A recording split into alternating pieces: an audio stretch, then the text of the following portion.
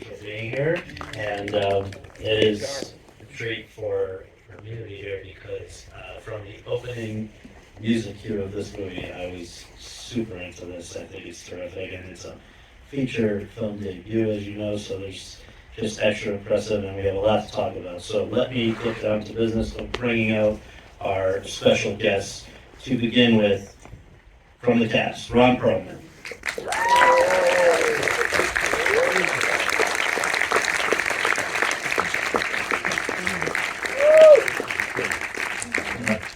Nicolette Robinson.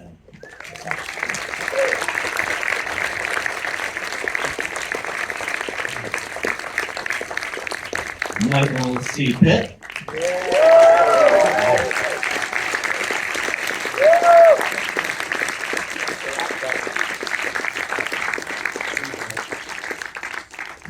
And your writer, director, and producer, Jack Huston.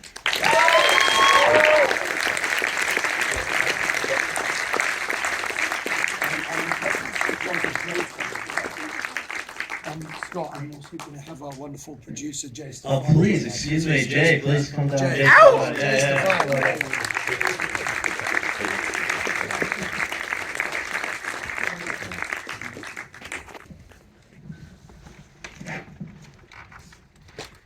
Welcome, everyone. Thank you. And Jack, can we begin by talking about how long have you been even thinking about getting on the other side of the camera, and basically what sparked the idea for this story, which, for this to be the one?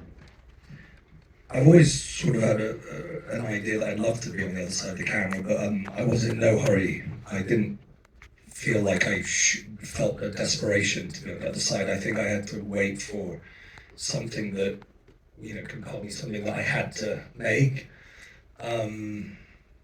I started back in our Boardwalk Empire days, me and Michael. I always remember seeing Mike punching a sandbag in between takes and rushing off to the boxing gym after work. So I think the seed was planted back then. But when I actually got the idea for the film, which was, lightly inspired by a documentary short by Stanley Kubrick, which was 15-minute long, about a boxer called Walter Cartier on the day of a prize fight, and it just followed him around on the day of a fight. But I thought, as a lot of stories, you can start with something quite simple, and a single element can make that story so complex. And therefore I added in the element of, well, what if that was his last day? And Day of the Fight became a metaphor, not just for the fight itself, but he's fighting for everything that day. The day is the fight. It's for everything he loves, everything he cares for. And if you only had one day, what would you do? What would you say? Who would you speak to? And I very quickly, had Michael in my head, and I couldn't imagine with anybody else. And I went and pitched my wife, who has very little interest in this business. She falls asleep within like 3 minutes of any film, even if I'm in it. I pitched the idea, and I did preface it by saying, imagine Michael in this character.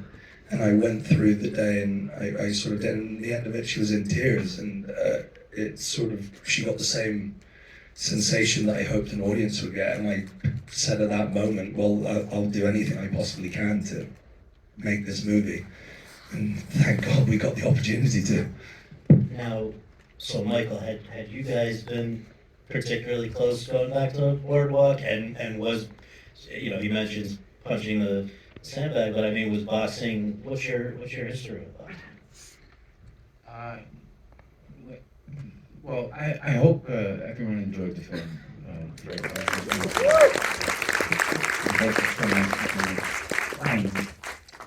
I spent a lot of time as a kid getting beat up.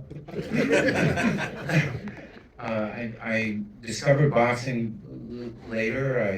I took it up as a discipline for a character, and then I fell in love with it. I was using it in Boardwalk just as a discipline, and I met Jack there, and we did some incredible work, I think, in Boardwalk. And really like a brother, you know, from another mother. We challenged each other. We brought each other up, and yeah, I mean that's basically how it happened. And when you heard that he had essentially written this for you and saw what the part would entail, I mean, it actually seems unusually that the boxing would be, you know, for most people, that would be the thing that, all right, I've got to get my act together to do that part of it. What for you was, when you're looking at this, were you kind of thinking about you having to kind of do to get ready to play this guy? Well, it's an actor's dream. What Jack gave me. I didn't really believe him, to tell you the truth. It was just an idea in his head, and I wasn't sure if it was just something that we were talking about. And as the years went on, we just kept talking about it. And I still never really believed him, and I still can't believe that I'm here right now. Actually, that's how it happened. The boxing was intimidating, but the monologues were more, probably. I was going to say that one with Pesci must have stood out when you're reading it for the first time. It was heavy. It was on day 2. Really? Yeah, that was even heavier. Oh my god. Now, And the whole movie hinged on Pesci showing up that day. So, and they were also like, you got 4 hours with him.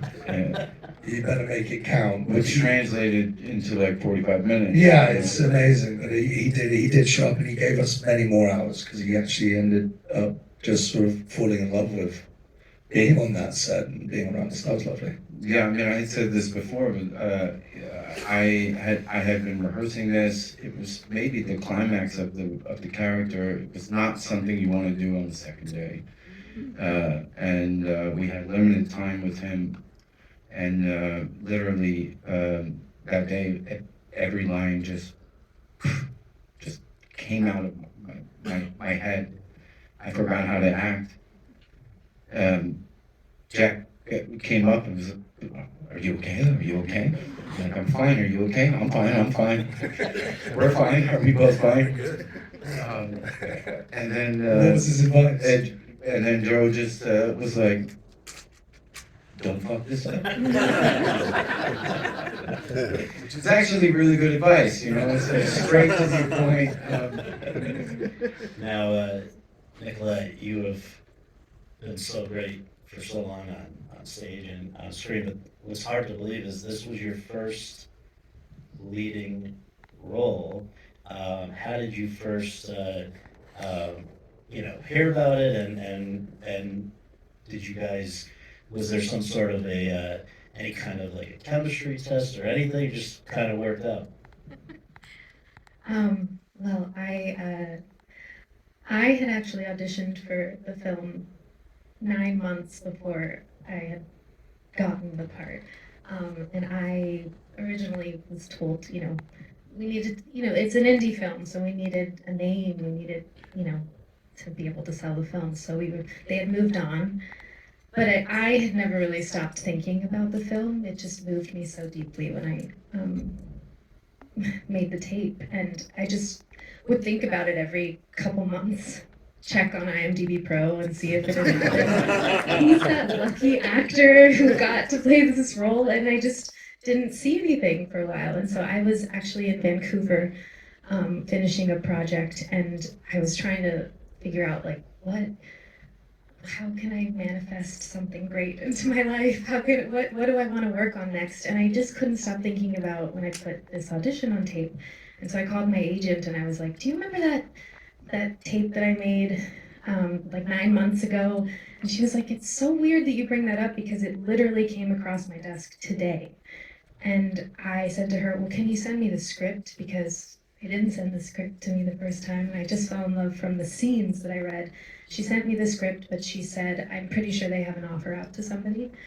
And I read the script, and I wept, and I couldn't stop thinking about it, and I was so moved by the screenplay, and I just thought about it all night, and I started writing a letter to Jack, because I'm trying to get in the habit of telling artists who move me that they've moved me, because I know how meaningful that is to me, you know. That's good. That's good. I saw that Jack was on Instagram, and I just thought about it, and I sat on it for a while, and I just decided I'm just gonna send this to him, and I ended the message saying, you know, I just wish you the best of luck on this project, and I really hope that we can sit down together and hopefully collaborate on something in the future. And then, do you want to step in? Well, it's probably the only time Instagram's ever been of any use. My lovely assistant, who's a co-producer now on the movie, because he went above and beyond. He's just an absolute phenomenal. I mean, he was doing mines, so he runs it, and he comes to me and he goes, "You got to see this message that just showed up." And I read it, and I was like, "Oh my God, I love her. I remember her audition perfectly." And I literally, Jay, one of our producers, if you remember that lunch, and we just lost out on a rather important, that exact day, the offer, like we couldn't work out dates, it was bizarre, thank God. But I went and I came to Jay and I was like, and I went and found the old audition. I showed her singing and doing it. And I was like, I could offer it to her now. And they were like, you gotta get permission, because you have a lot of financiers. I was like, I don't care, let's just make an offer, let's do it. It's just like we'll fight again, we'll live another day. And thank God it worked out, because Nicolette's an angel. And you get and you get a bonus with Nicolette, which is she's part of the first couple of the musical theater community. So you have a song here as well, right? Can you just share a little bit about where that came in? Sure. Well, I think when I was preparing to sing the song that's in the film. Sing something. Always doing that. Your voice is so beautiful. Thank you. But we were preparing to sing Have You Ever Seen the Rain in the film, and it was such an important vision for Jack, and he had dreamed this up for a while, and so I had gone into the studio a few times while we were filming just to try and find the right version of the song that could fit his vision. And the last time Jack came in the studio, and my husband Leslie Odom Jr. was also there, and we just made magic in the studio together. And I think after having that experience, and then we finished filming, and Jack came to us and asked if we would write an original song for the film. And so for me, because it was such a meaningful experience to me and moved me so deeply, I started by writing a poem, and then I brought in my collaborators, Leslie Odom Jr. and Katie Bowick, and they helped me make a song for the film, which you'll hear one day when you can hear the credits roll through. So, Ron, you have been so good at so many things, and you've worked with a lot of talented filmmakers. Can you just talk about the fact that being directed by Jack, and specifically, just does it help an actor when the director is somebody who's also an actor and maybe understands what you're up to more than others? It definitely helps when the director is Jack Huston. I mean, we did a movie together a long time ago, which was nameless then and shall remain so. And I don't think we had any scenes in that movie. We didn't see each other during the day, but we sure bonded at night. Supported a lot of bartenders in Halifax, if I recall. And we became fast pals, and we zigzagged through each other's lives over the years, and we ran into each other just as Jack was putting all of the details in place that got this thing moving. He said, "Oh my God." and pitched the role to me. It sounded too good to be true. I read the script, and sure enough, it was too good to be true. It was a character of great import, but it was somebody who had this symbiotic relationship with Irish Mike that goes back 25 years. So it required so many different facets, and it was something that you could tell as you were reading it emanated out of Jack in a very sort of organic and emotionally compelling manner. And so I knew right away that whoever put this on the page knew the movie he was making while he was writing it. And at that point, you just submit to that human. And it helps when it's somebody who you adore, as I adore Jack. But there was an intelligence and a sophistication on the page that I knew was going to carry over into the exchanges we had. Pretty much everything I did was with Michael Pitt, and I got to witness an actor going so deep and getting so just funky with what he allowed to come out of himself in order to portray this character who had so many elements working on him from the past to the present to whatever future he had left.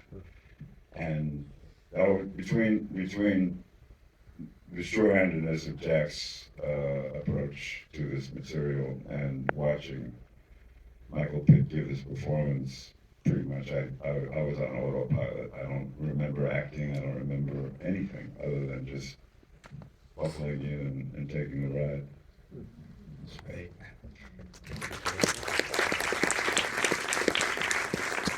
The heartwarming thing is that this movie got made. I want to say something about Yeah, Roman. yeah, please. So, I mean, when he got there, I don't think we weren't ready. We didn't have a trailer. We didn't have anything.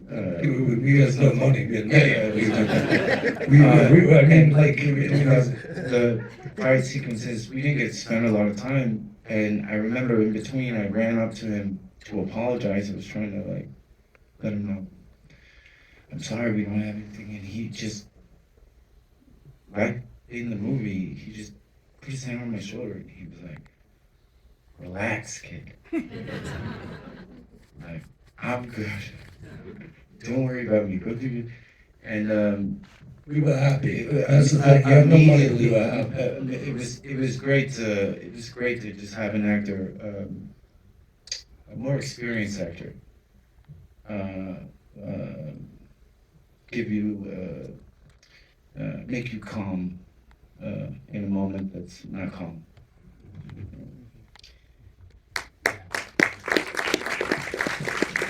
If there's any major studio executives out there, I would love one day to do a studio film. With a When trailer. we leave, my car's right out front. I have some resumes in the back. But I spend 90% of my career doing low-budget indies, and I don't know what a trailer is, actually. Usually everybody on the set is way younger than me. No one is looking at their watch ever. No one is yawning. People are not walking to do their jobs, they're running. People are laughing their asses off everywhere you look. And that's why I look as good as I do at this old age, is because I'm constantly having to keep up with these kids and work with pure joyful energy and enthusiasm with people who don't know what they're doing is not really possible, but they're doing it anyway. I'll understand, I'll give you a discount if you put me in the fucking studio. Forget about the discount. So it does bring up something though, which is, it's we can be very thankful that this movie exists, and at the same time be kind of amazed that it was such a challenge to get made, even with all the talent involved. Excellent script. Yes, a first-time director, but a guy who's been on more sets and grown up around filmmakers more just about as much as anyone. So, I wonder if Jay, you and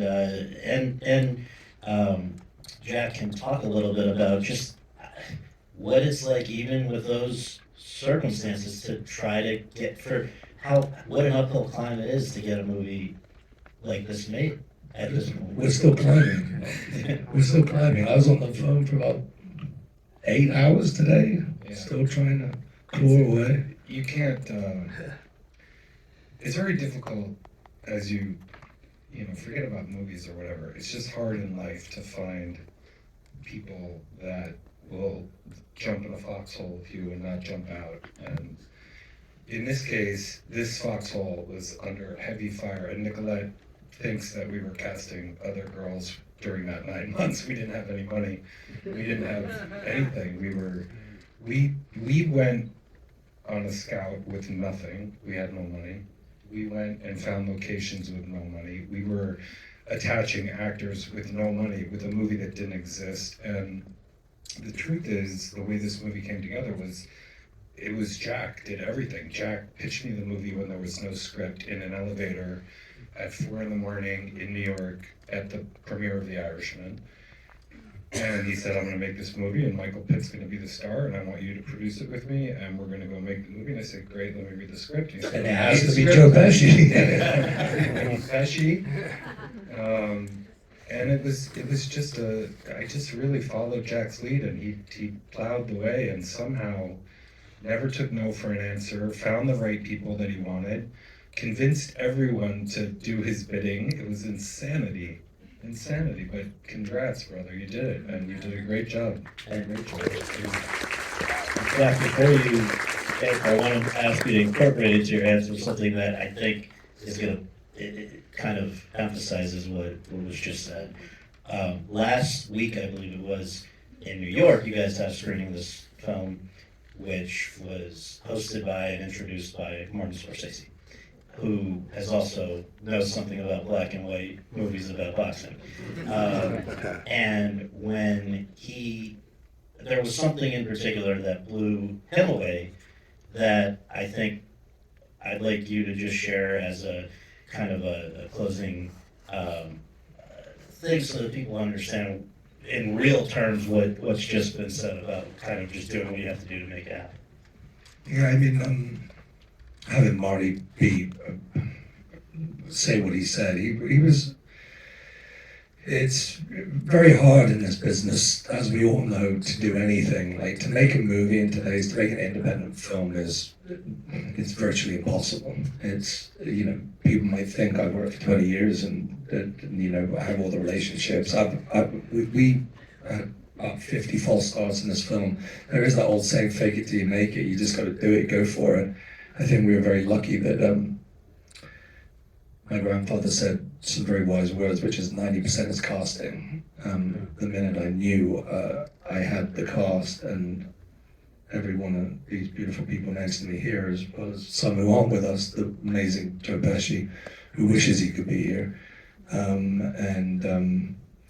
John McGar, Anta Youssef, Steve Buscemi. I mean, all these guys came on board because my grandma said 90% is casting, because it's like thoroughbreds. It's like they're at the starting gate. You open the gates. I gave you, I'm handing the role to you. Own that role.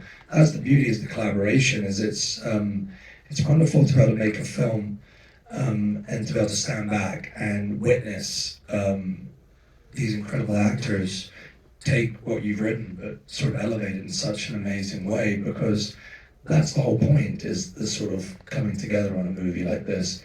It was made with more heart and more love than anything I've ever done.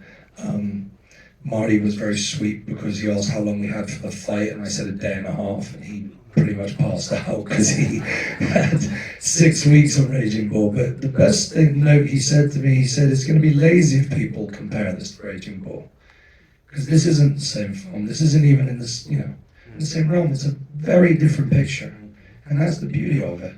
Is it's easy to try and compare things. But it's a completely different movie, and I think that's what he took and he understood just how hard it is. I'm not lying that I was on the phone for 8 hours today, because every second you think the film's done when the film's done. It's not even close to being done. Getting distribution for this film has been, harder than getting the money in the first place, if you can believe it. Like, there's output deals that disallow films to be black and white. What? It's insane. But we've persevered. I've asked every favor I've ever had, as well as I've asked every favor that anybody else has ever had. So I'm like on my hands and knees, and the house up for grabs and all the rest of it. I did it doing something I absolutely love. So every single second that was painful was well worth it. I'd do it all again. That's great. Well, congratulations, everybody. Thank you for being here. And, I'll see you up front. Right?